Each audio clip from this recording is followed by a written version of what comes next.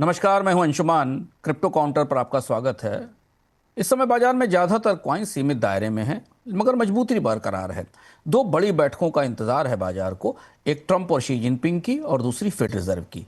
इसके बाद बाजार अपना एक नया रुख तय करेगा। तो चलते हैं क्रिप्टो काउंटर्स पर और देखते हैं कि वहाँ क्या हो रहा है। बिटकॉइन 114 183 पर कारोबार कर रहा है, लगभग स्थिर सा है, साइडवेज मूवमेंट है।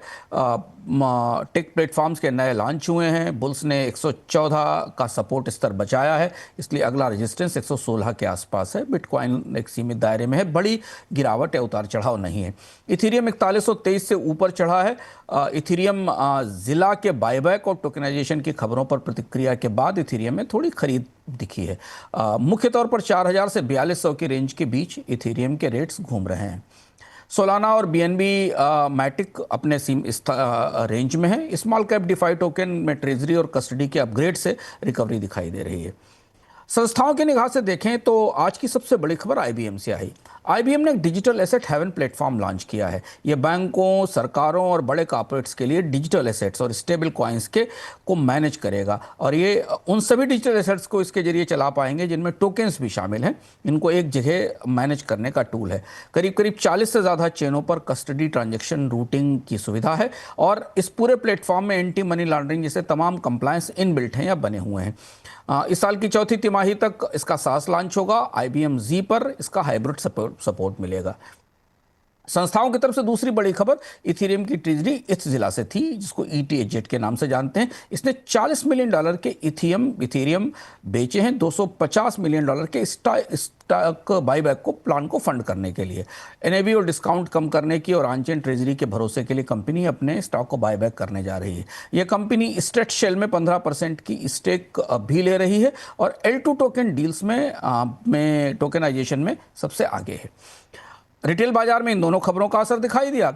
गूगल ट्रेंड्स पर आईबीएम डिजिटल एसेट्स और एथजिला बायबैक की चर्चा थी। गोल्डमैन क्रिप्टो सिक्योरिटी एक और महत्वपूर्ण मुद्दा था पिछले 24 घंटे का। इस पर को लेकर भी सोशल मीडिया पर सर्च में बढ़ोतरी दिखाई दी है।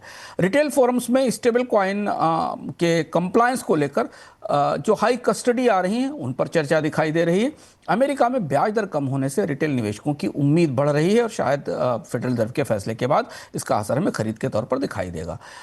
रेगुलेटरी रिजीम में जो सबसे महत्वपूर्ण खबर थी वो गोल्डमैन सैक्स की तरफ से आई।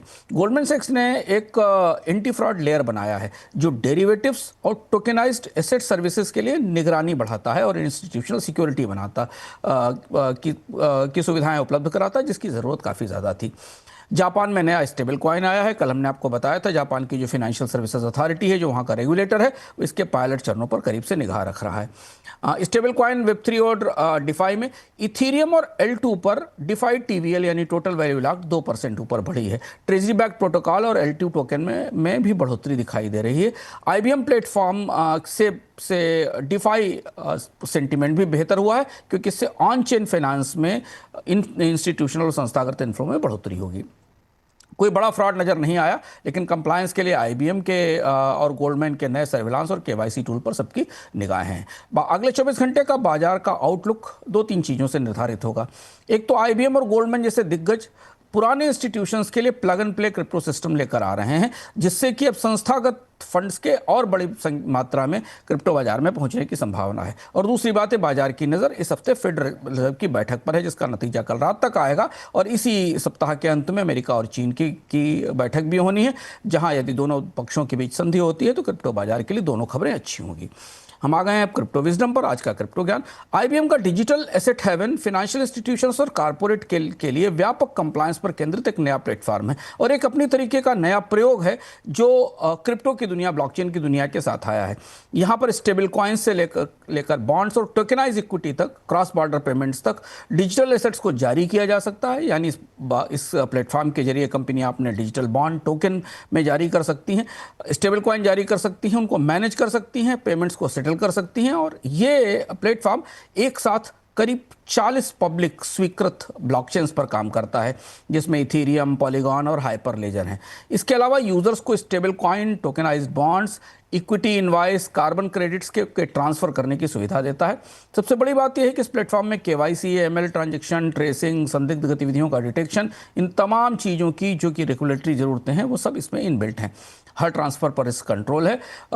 आईबीएम इसे क्लाउड सर्विस यानी ऑन प्रेमाइज सास सर्विस के तौर पर भी दे रहा है, और आरबीएमजी जो मेन फ्रेम इंटीग्रेशन है उसके साथ भी दे रहा है। Real time settlement, programmable workflow, cross border transaction, vault grade की सिक्योरिटी और फ्रॉड डिटेक्शन, ये पूरा ढांचा वित्तीय सेवाओं के लिए बैंकों की, फाइनेंशियल इंस्टीट्यूशंस की, सरकारों की बड़ी मदद करता है। इनके जरिए सरकारें, वित्तीय संस्थाएं, बैंक और निवेशक अपने पूरे क्रिप्टो कारोबार को एक साथ संभाल सकते हैं।